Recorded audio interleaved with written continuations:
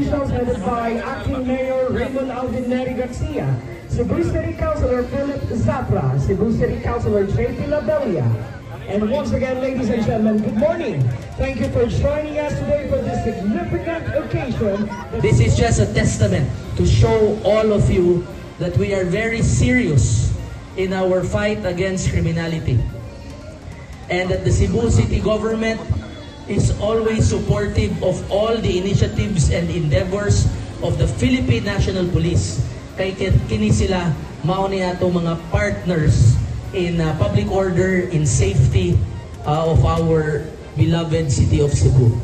And it came at the right time nga naa na di karon ang atong deployment of our assets karong mga panahon na kay palaro baya, and we have already the games that have already started yesterday, and the influx of people coming in.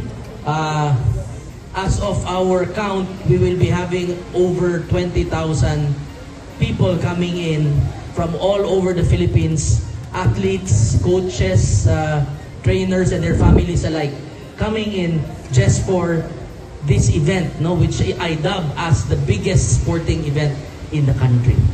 So, once again, ang ako ang pasalamat sa ato ang konseho sa dakbayan sa Sugbo, no, nga ni-approve gud sila og nigahin para sa pag-purchase ni ini. Wa nagyoy pasabot ini, wa nagyoy rason ang ato mga kapulisan nga dili sila maka-perform og tarong sa ilang mando, sa ilang mandato ug sa ilang duty, kay ang Cebu City government is 100% supporting them with ammunition, with equipment, and even karon sa atong mga sakyanan. So, marching orders, fight criminality, and keep safe sa ato ang mga Subuanon ug ato mga bisita, especially karon sa ato ang pag-host sa atong palarong pabansa. Daghang salamat ug maayong buntag kanatong.